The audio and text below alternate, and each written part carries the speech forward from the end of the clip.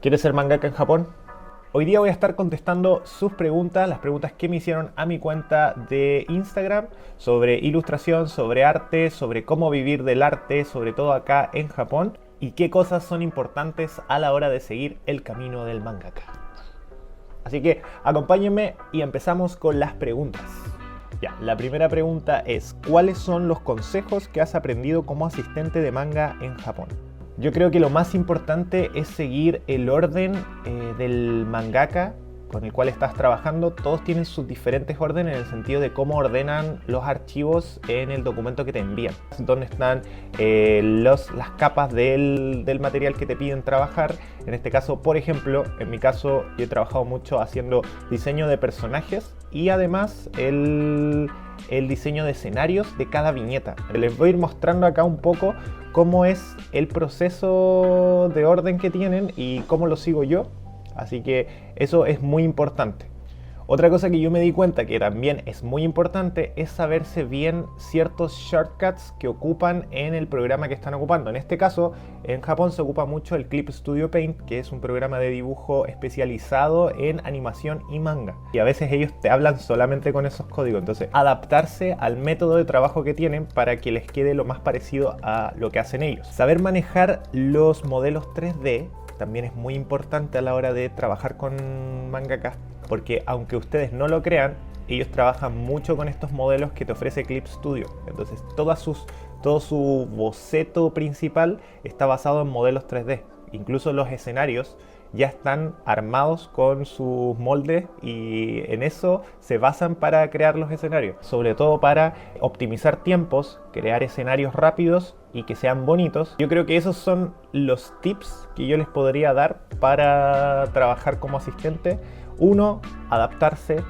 2, tener conocimiento de shortcuts, tener conocimiento del programa en sí y obviamente saber trabajar todo lo que son modelos 3D.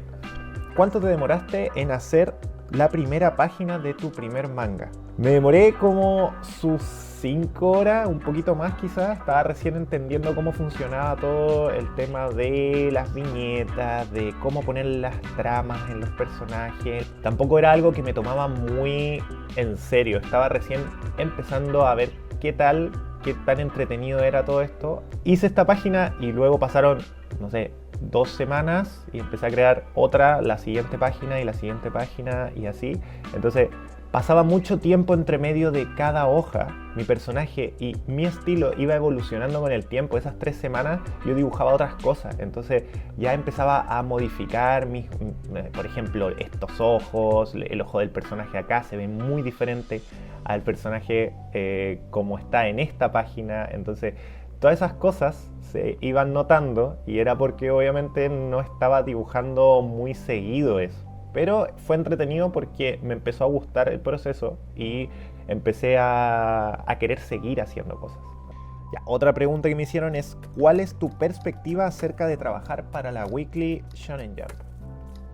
En lo personal, no es algo a lo que yo esté apuntando. Si bien hay muchas revistas en Japón y mucha gente me pregunta cómo poder entrar a una revista en Japón, no es lo que yo quiero. Siento que en la actualidad hay millones de plataformas y millones de formas mucho más eficaces de publicar tu manga y de que sea un manga muy conocido a nivel mundial, si es bueno, que estar encasillándose en revistas acá en Japón.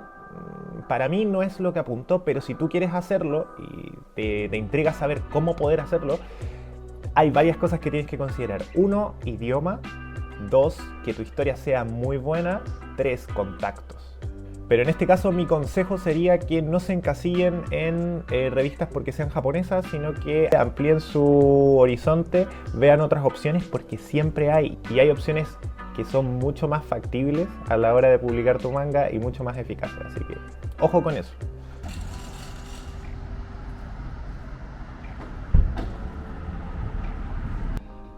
Ya, siguiente pregunta. Dice: quiero hacer manga en Clip Studio, ¿qué resolución debo usar para que no quede pesado ni pixeleado? Para que los archivos no te queden tan pesados, yo te recomiendo que veas y revises qué resolución y qué dimensiones te piden en la plataforma donde lo vas a subir y que lo trabajes en una resolución mínima de 300 dpi. Yo creo que con eso quedas bien y no te va a quedar tan pesado el archivo, te va a quedar justo para lo que necesitas y no vas a estar llenando de archivos pesados tu PC. Otra pregunta, ¿alguna recomendación para practicar diariamente? Un ejercicio que a mí personalmente me ha servido mucho es tratar de imitar estilos de artistas que a mí me inspiran a crear cosas. Entonces intento tratar de simular lo que ellos hacen como un espejo. Me fijo bien, observo cuál es su línea, su trazo. Entonces busco pinceles, por ejemplo, que sean de ese color, o sea, que sean de esa forma de trazo.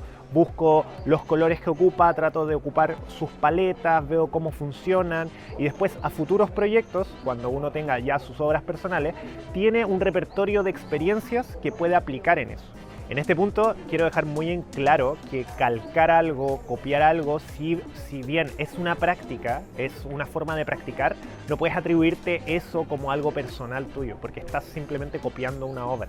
Entonces, esto solamente es práctica para tú generar la experiencia, para luego poder aplicarla en tus obras personales. Ocúpala diariamente, sirve mucho, y vas creando, vas entendiendo cómo componen los artistas y todo, así que sirve. Recomendado. Ahora sí, siguiente. Para tu manga, 333, ¿quiénes fueron tus inspiraciones?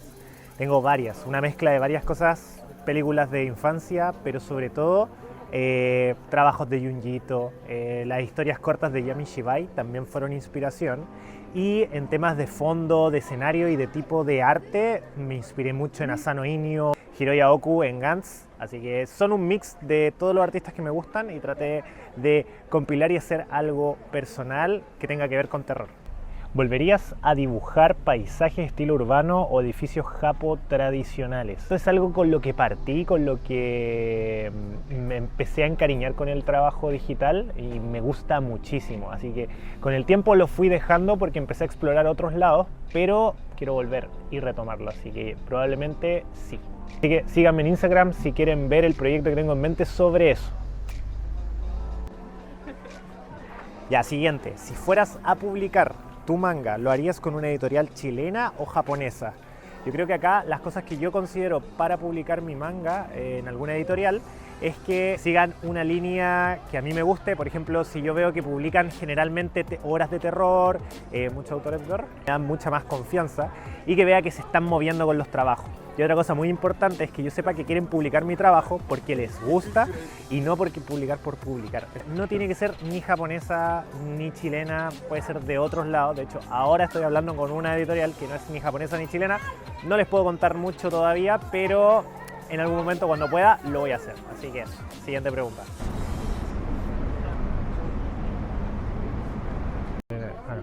Ya. ¿Cómo es tu proceso creativo? Siempre me dio curiosidad eso. Ya, normalmente empiezo pensando primero mi idea principal. ¿Cuál es la idea principal de lo que busco? ¿Qué es lo que quiero crear? ¿Qué es lo que quiero dibujar? Después de eso, me pongo a buscar referencias. ¿Cuál va a ser la paleta de colores que voy a ocupar? ¿Qué estilo más o menos de personaje quiero? ¿Cuáles son las poses que más me gustan? Y en base a eso creo una carpeta. Armo todas las referencias ahí. Y luego empiezo a crear bocetos, hasta que me gusta uno y ese lo tomo y lo empiezo a crear. Y eso, básicamente eso. Siguiente pregunta, ¿cuánto tiempo al día dibujas cuando estás en tu prime? Esto va a depender mucho si lo que voy a dibujar es una comisión o un trabajo personal. Si es una comisión, normalmente me demoro menos porque el trabajo creativo a veces ya está dado, ya me dicen qué es lo que específicamente tengo que dibujar. Entonces en ese sentido me demoro mucho menos y solamente tengo que ejecutar.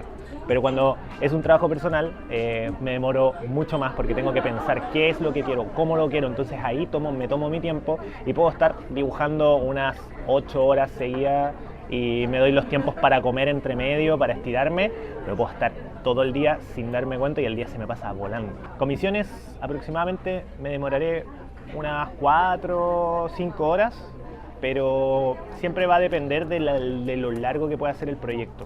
Hay proyectos que son muy largos y requieren días terminar y ahí puedo estar trabajando todos los días sus 5 horas, 6 horas seguidas, así que va a depender mucho.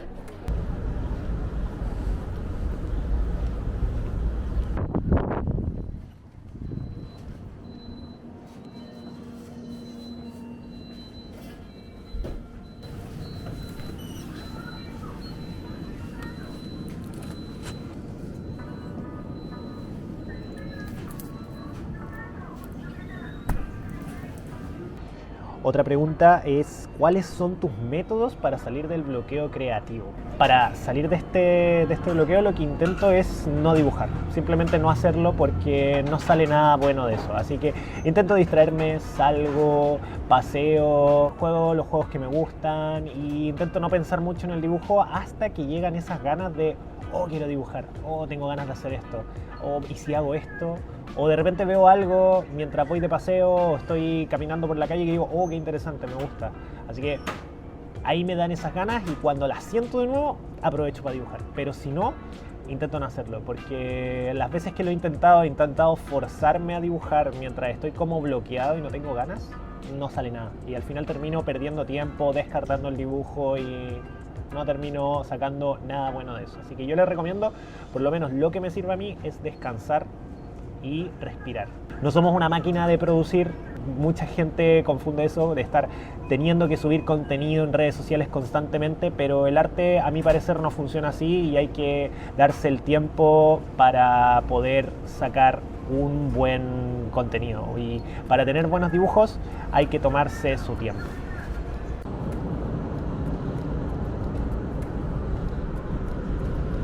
Siguiente pregunta. Aquí me dicen, ¿qué crees indispensable en un portafolio de artista?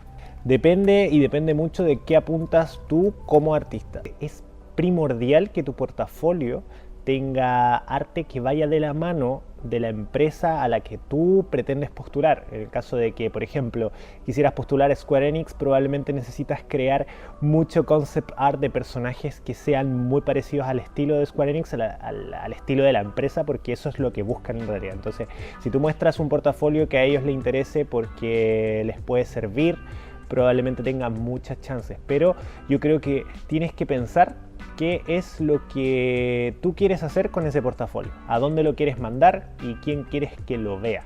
Otra pregunta interesante que hacen acá es, ¿encontrar tu propio estilo es algo que sí o sí debe hacer un artista o no tanto? Importante, ¿cierto? Mucha gente me ha preguntado cómo puedo obtener mi estilo propio, cómo lo hago, no lo tengo, y están muy preocupados de eso. Mi recomendación es que no se preocupen tanto por el estilo propio al comienzo, sino que exploren diferentes estilos, busquen estilos que les gusten, traten de simularlos, traten de practicar eso, porque con el tiempo todo ese contenido que ustedes empiezan a crear, de a poco forja lo que va a ser su estilo.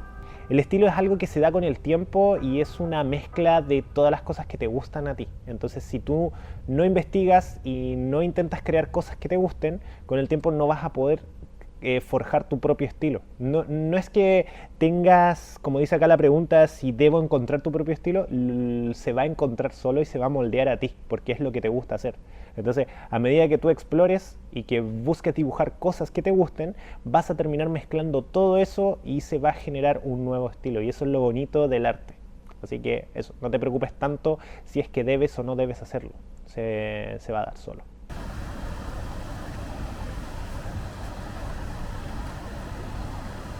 Y bueno, chicos, estas fueron las preguntas de hoy. Espero que les hayan gustado, que les hayan sido de utilidad. En lo personal a mí me gustó mucho hacerlo.